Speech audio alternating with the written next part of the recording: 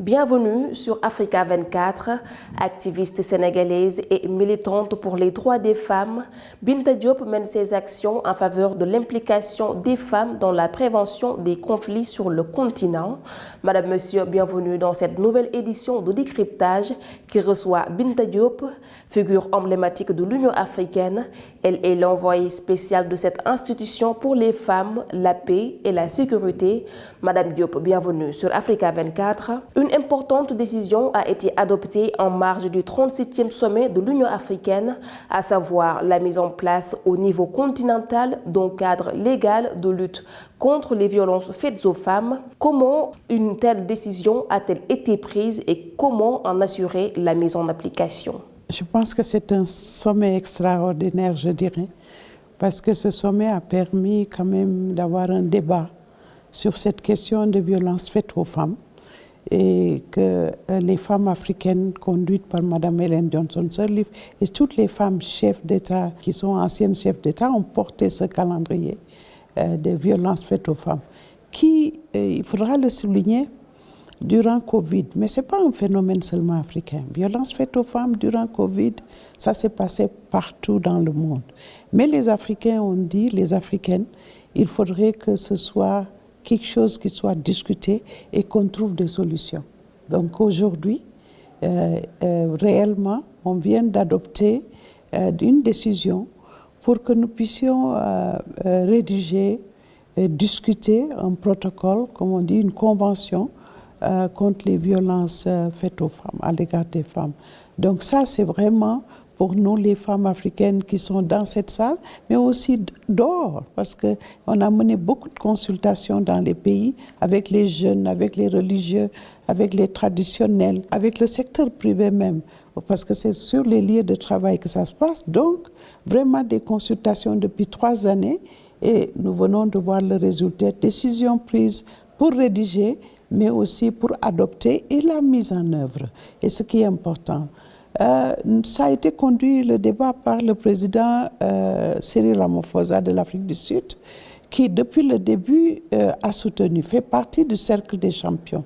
Nous avons le président Nana Akufo-Addo, le président Macky Sall, nous avons également le président Tshisekedi qui est le champion de la masculinité positive. Parce que pour nous, le he for she, comme on dit, les hommes qui soutiennent ce combat, c'est les alliés des femmes, parce que c'est un combat de société. Donc nous avons tout ce cercle des champions, Adama Barrow de Gambia, et nous avons également Paul Kagame du Rwanda. Donc nous avons ce cercle-là où les hommes sont autour pour dire, et le président du Comore également, donc, et le président également du Congo, la République du Congo, Brazzaville, donc qui est Denis Sassou Nguesso. Donc tout ce monde-là, qui sont impliqués et qui veulent mener le combat contre les violences faites aux femmes. Donc aujourd'hui, la décision est prise. Donc pour nous, c'est un sommet, je dirais, presque extraordinaire, parce qu'il y a eu un débat sur cette question. Malgré les efforts en continu, les femmes sont davantage touchées par les conflits armés en Afrique et sont souvent exclues des décisions concernant la paix et la sécurité. Comment remédier à cette situation? L'impact de ces conflits violents sur les femmes, nous sommes tous les jours témoins de ces phénomènes. Donc le corps de la femme utilisé comme je dis, arme de guerre. J'étais au mois de novembre en République démocratique du Congo, à l'Est, si on peut voir l'Est, et j'ai visité les camps de déplacés. Et on voit l'impact énorme. Mais on sait également que les femmes sont résilientes. Et les femmes ont les solutions. Parce que ce n'est pas elles qui ont pris réellement les armes depuis le début. Donc leur contribution pour, disons, avoir des dialogues, et des dialogues qui sont fructueux, qui peuvent amener à la paix et la sécurité, ça doit passer par les femmes. Malheureusement, elles ne sont jamais à la table de négociation. On se bat, mon mandat, c'est de cela, c'est de convaincre les tables de négociation à inviter les femmes. Mon mandat, c'est de les organiser. Vous savez, on a toujours une opinion. On peut aussi appartenir à une ethnie, appartenir à un parti politique, etc. Mais ce qui importe, c'est d'abord nos pays. De pouvoir dire, c'est d'abord mon pays, la RDC, que je veux protéger, mon pays, mais je n'aimerais pas voir la guerre, parce que la guerre nous impacte nous toutes. Donc mon travail, c'est de pouvoir faire le dialogue entre les femmes, parce que nous ne sommes pas des groupes homogènes, il faut le savoir. Ce qu'il faut, c'est d'avoir des agendas communs, et de faire en sorte de promouvoir notre citoyenneté en tant que femme, de faire en sorte qu'il y ait une atmosphère, comme je dirais, paisible pour que les femmes puissent aller voter, mais aussi amener les femmes à la table de décision. Mais ce qu'il faut en plus, c'est pourquoi nous avons, avec les femmes leaders de l'Afrique, l'Africa Women Leaders Network, le réseau des femmes leaders, conduit par Mme Ellen Johnson Sirleaf, avec tous les chefs d'État femmes, on en a 2 actuellement, celle de la Tanzanie et celle de l'Éthiopie, et toutes celles qui sont anciennes, l'ancienne de Maurice, l'ancienne de Centrafrique, qui sont toutes ici, avec la première femme présidente de l'Union africaine, Mme Zuma. Et c'est elle, avec les pays, nous avons 34 pays qui ont lancé des sections de Africa Women Leaders Network. Nous nous réunissons pour dessiner notre vision, c'est-à-dire une Afrique prospère. Et ce que nous voulons, c'est que les hommes fassent partie de cela. Si on veut changer, comme on dit, le mindset, ce que nous sommes en train de faire, par exemple, on a honoré aujourd'hui le président Moussa Faki Mahamat pour qu'il puisse continuer lui-même le travail qu'il a accompli au niveau de la Commission de l'Union africaine, en nous faisant en sorte un allié de taille avec les femmes. Et aujourd'hui, il fait partie, on l'a honoré, on lui a donné donc ce symbole, ce award, pour qu'il puisse continuer au niveau de la Commission à célébrer les femmes et de faire des conventions. Ce n'est pas de dire seulement les femmes doivent être assises, mais qu'est-ce qu'il faut faire dans l'éducation, dans les questions de développement, etc., dans la paix, la sécurité, la stabilité, dans la bonne gouvernance, dans la démocratie, dans les élections. Donc nous faisons tout pour que les femmes soient en top, et c'est la parité que l'Union africaine a adoptée. Donc mon bureau est en train de conseiller le président, conseiller les États pour qu'on puisse faire en sorte qu'à chaque médiation, que les femmes soient au front et pas derrière. La force et la résilience face à l'adversité sont inspirantes. Avec une éducation limitée, les femmes ont fait leurs preuves, transformant les obstacles en opportunités. Mais pour un progrès réel, il est temps de les autonomiser et davantage les éduquer. Quelles sont les mesures prises par l'UA dans ce sens ? Vous savez, l'éducation, on voit que de plus en plus les femmes, ce qu'on a vu dans l'évaluation, que les familles investissent aussi dans l'éducation de la fille. Mais c'est de la petite enfance au plus haut niveau. Mais nous savons que les budgets de nos États ne sont pas suffisants. Il faut accélérer, comme on dit, le processus.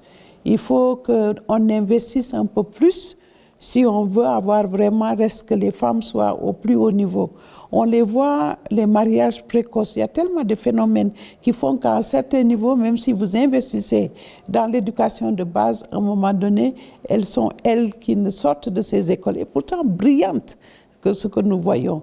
Donc, nous sommes en train par exemple, de soutenir des centres d'excellence pour l'éducation, pour les encadrer, pour qu'elles restent, pour les soutenir.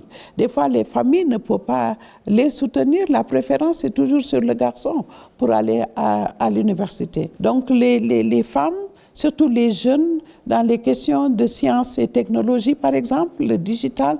Donc, nous faisons tout pour que, comme vous avez dit, combler ce gap qui existe au niveau donc, de l'éducation des femmes et des hommes. Donc, il y a des progrès. Et c'est pourquoi l'Union africaine a pris ce thème. Quand l'Union africaine prend un thème, c'est de voir les challenges, les défis.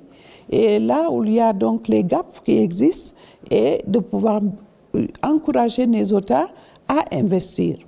Mais en plus de ça, ce que nous faisons, nous, en tant qu'Union africaine, surtout les femmes, c'est de mesurer ces progrès, c'est de l'accountability, comme on dit, la redevabilité. Parce qu'il ne faut pas juste prendre des politiques, prendre des décisions et les laisser dans les tiroirs. Ce que nous faisons, c'est vraiment le suivi, mettre en place des indicateurs de mesurer des progrès dans les pays et voir maintenant comment, au fur et à mesure, je suis sûre, l'année prochaine, nous serons ici pour dire combien les États ont investi, que les parlements ont voté ces budgets. Donc nous faisons appel à tous les acteurs, y compris le secteur privé, y compris les universités, y compris tout le secteur académique, pour faire en sorte que l'éducation des filles soit là. Mais vous avez aussi posé une question très importante, c'est que ce n'est pas seulement l'éducation traditionnelle. Il nous faut aussi donner donc des appuis aux femmes pour qu'il y ait aussi des outils. Hein? On a vu hier, par exemple, les femmes dans l'agriculture. Il faut que leur donner des éléments comme le digital. Hein? Elles peuvent le faire, elles peuvent l'utiliser pour lire leur récolte, pour lire. Donc, il faut vraiment leur donner d'outils. Ce n'est pas seulement d'aller à l'université, mais c'est de les accompagner dans différents secteurs.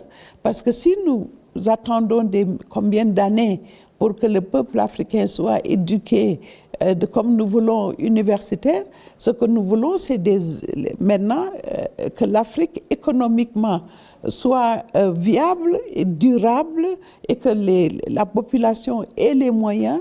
Donc je pense que c'est le moment de leur donner les outils et les femmes en avant, parce que la plupart du temps, c'est elles qui sont à la base, comme j'ai dit, dans la santé, dans l'agriculture, etc. Donc il faut réduire ce gap en leur donnant donc les instruments qu'il faut pour accélérer, comme on dit. Il y a le e-learning par exemple, il y a le digital, il faut les accompagner et c'est ce qui a été discuté cette année. Au cours de la dernière décennie, plusieurs gouvernements sont tombés suite au coup d'État. En 2023, il s'agit du Niger et du Gabon. Jugeant cette prise de pouvoir inconstitutionnelle, l'UA a suspendu la participation de ces deux États au fonctionnement de l'institution. Qu'est-ce que cela implique et quels sont les efforts consentis à votre niveau pour un retour à la stabilité et la réintégration de ces gouvernements? Vous savez, mon mandat, c'est aussi de soutenir les pays en transition.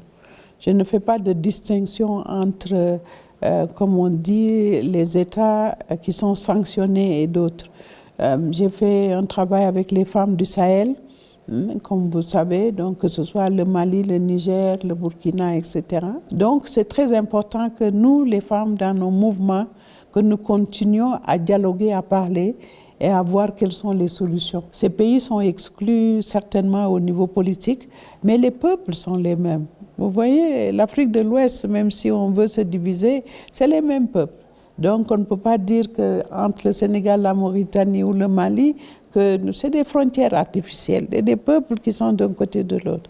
Donc ce que nous faisons concrètement, en tout cas de mon côté, c'est de faire en sorte que les femmes soient incluses dans tout ce que nous sommes en train de faire. Nous avons créé un forum des femmes pour la paix et la sécurité en Afrique. Au mois de décembre, nous avons invité ces pays qui sont en transition. Nous avons créé l'espace pour leur permettre de parler et d'échanger.